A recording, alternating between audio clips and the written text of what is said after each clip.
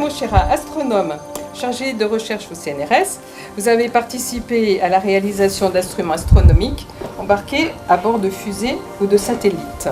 Alors ce soir, nous allons voir les alignements de Carnac et chercher à comprendre l'interprétation, la datation, l'astronomie et les mythologies qui sont sous-tendues par ces mégalithes. Alors, donc, au début, vous aurez quelques rappels d'astronomie et ensuite nous passerons à l'interprétation des alignements de Ménec-Ouest, Ménec-Est, Kermario, Kerlescan et Petit Ménec. Ce sont les 4 alignements principaux du Ménec. On parlera des cromlechs et ensuite on finira par les mythologies associées à tous ces alignements. Alors, cette conférence est basée sur 3 livres qui ont été publiés aux éditions Actilia Multimédia. Un sur les alignements du Ménec et 2 sur les mythologies égyptiennes. Ces 2 livres détaillent et expliquent complètement les mythologies, les dessins et tous les monuments de l'Égypte ancienne et le tout par les phénomènes célestes. On parle d'Akhenaton, de Toutankhamon, des pyramides, de tout.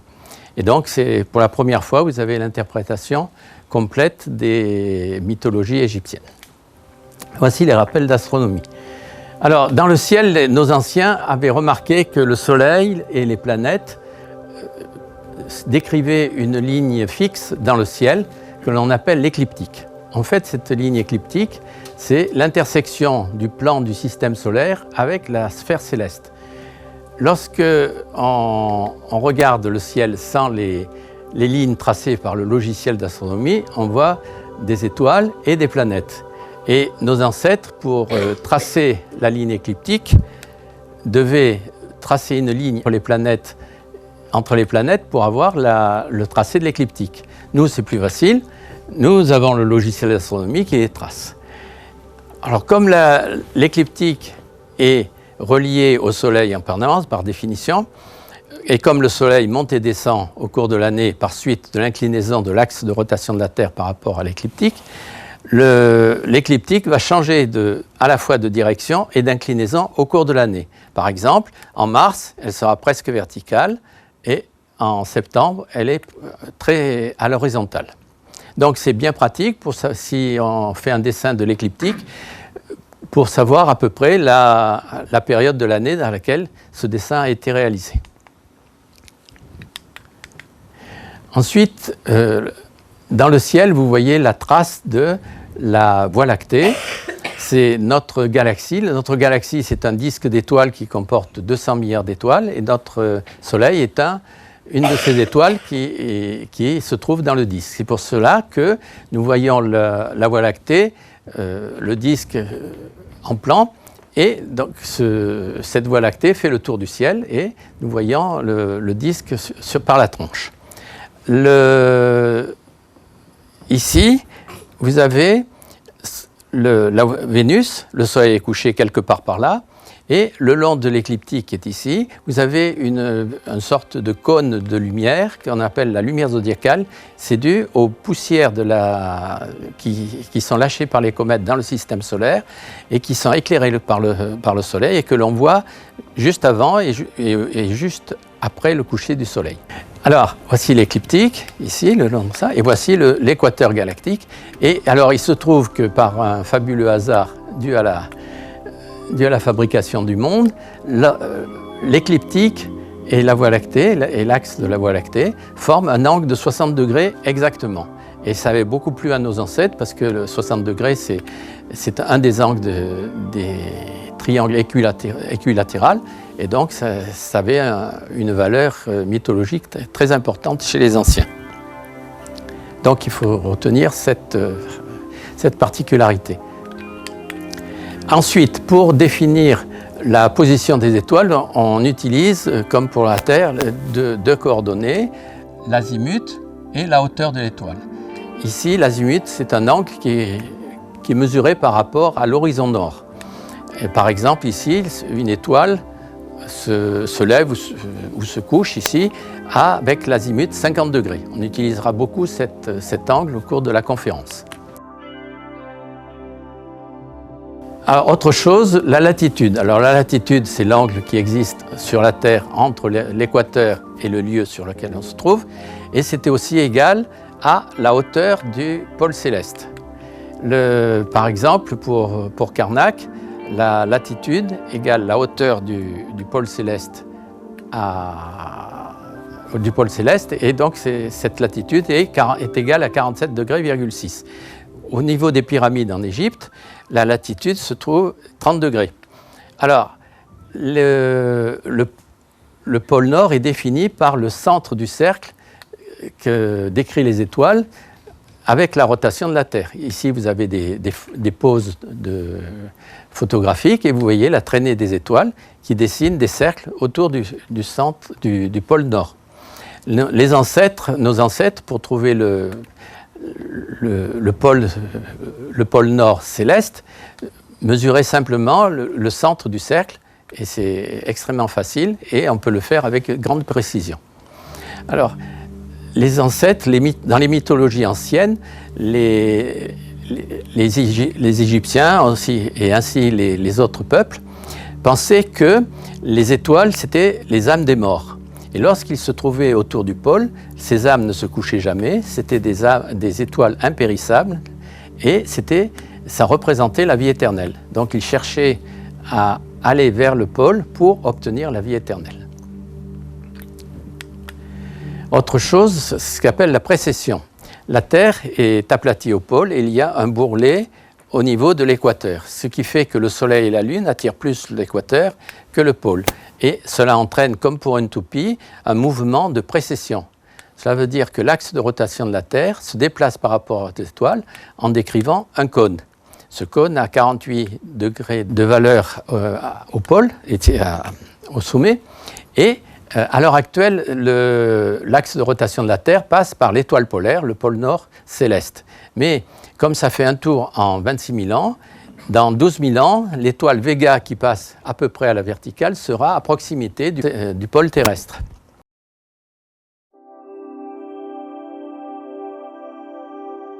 Et le tout se tourne en 26 000 ans. Alors, comme l'axe de rotation de la Terre, ça définit les coordonnées des étoiles, à ce moment-là, au cours du temps, les étoiles changent de direction au moment où elles se lèvent, où elles se couchent.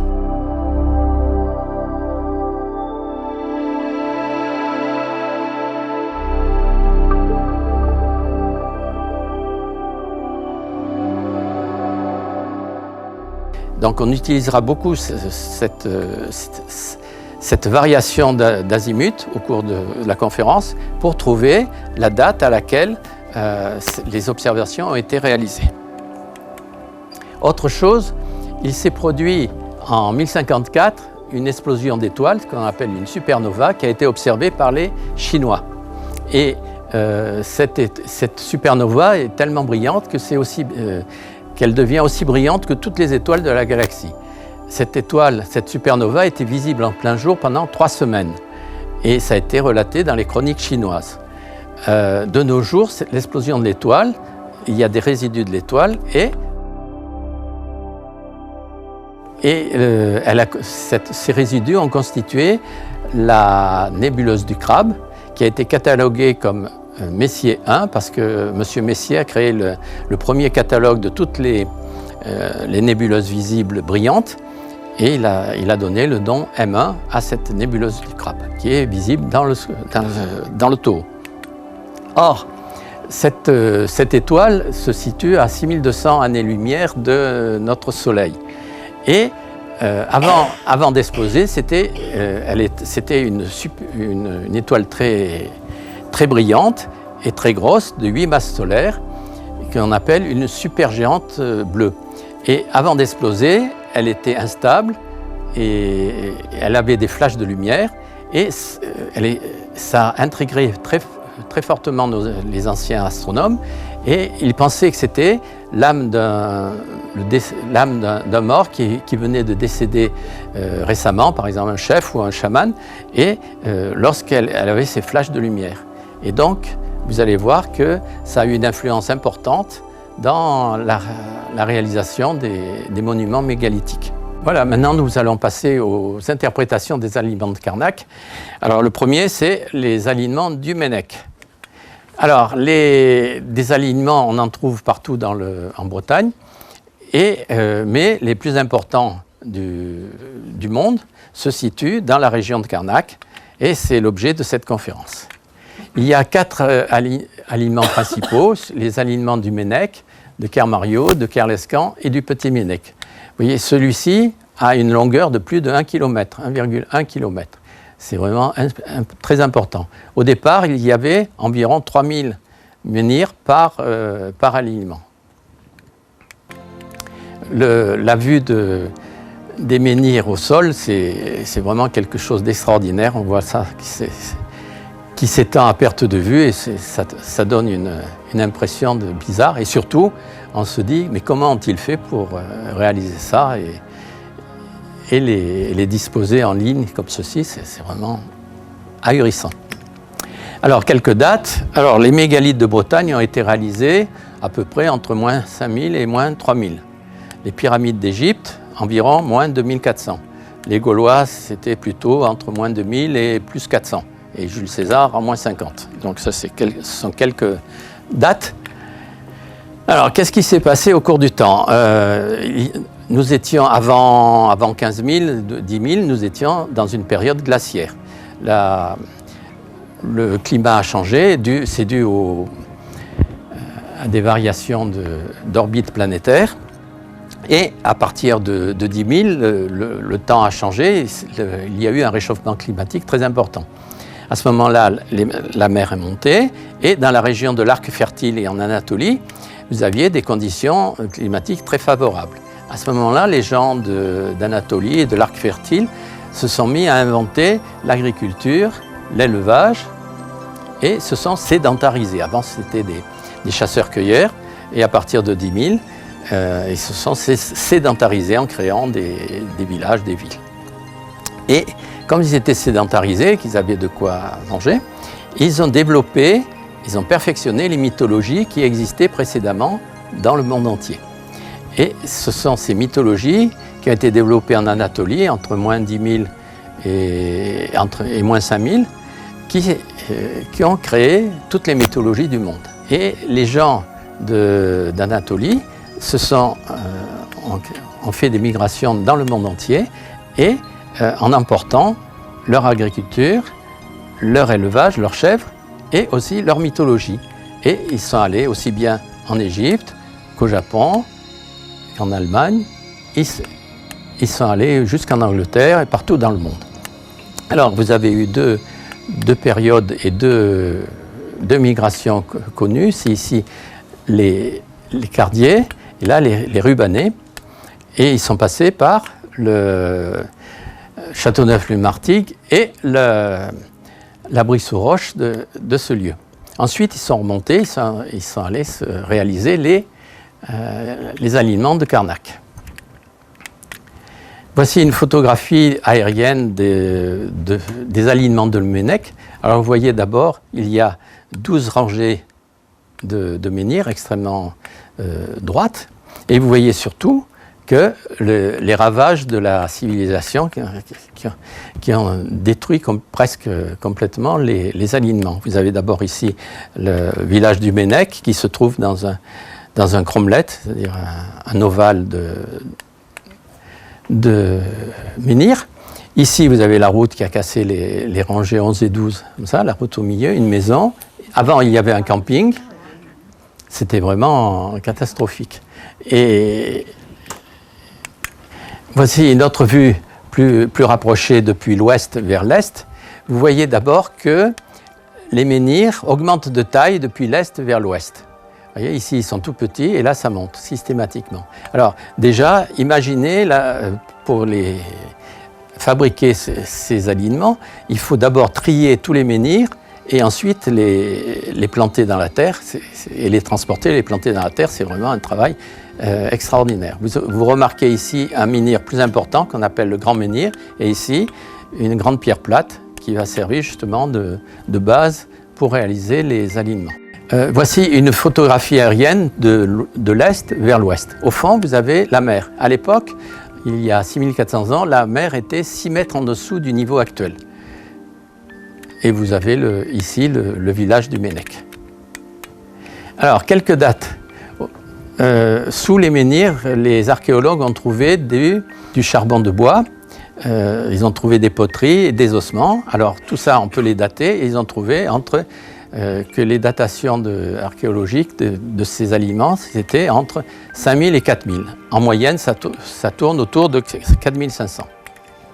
Alors, les autres interprétations, ce sont quelques-unes. Vous avez les pierres laissées par le déluge, par exemple, des supports de tentes des armées romaines, des soldats romains pétrifiés, des processions et labours sacrés est-ouest, bon, et puis des orientations lunisolaires et des observatoires lunaires. Ça, c'est la théorie de Alexander Thom qu'on va revoir.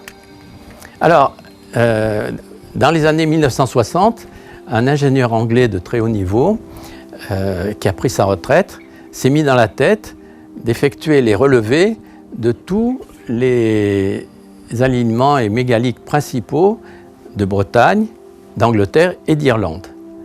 Et il a eu la bonne idée de publier tous ces résultats.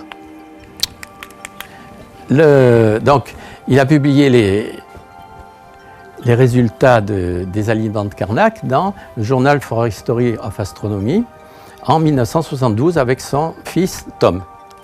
Et alors donc c'est un article scientifique de très haut niveau et extrêmement complexe, parce que comme c'était une personne qui était de haut niveau, il s'est débrouillé de fournir des tables extrêmement compliquées et des données. Et alors pour y arriver, j'ai demandé à un collègue qui s'appelle Bruno Millard, qui est directeur de recherche au laboratoire d'astrophysique de Marseille, de m'aider.